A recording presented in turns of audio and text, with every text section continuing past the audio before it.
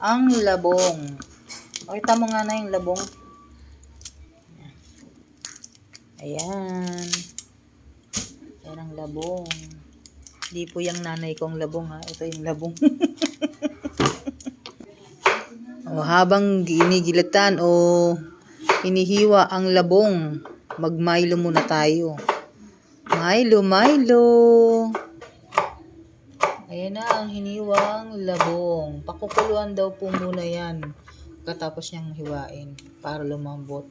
Saka isasama sa niluto. Ayan na. Marami pang iba. Ayun pa oh, iba. Ayan pa, ayan. Ang labong. Tapos may saluyot. Ayun oh, fresh po yan.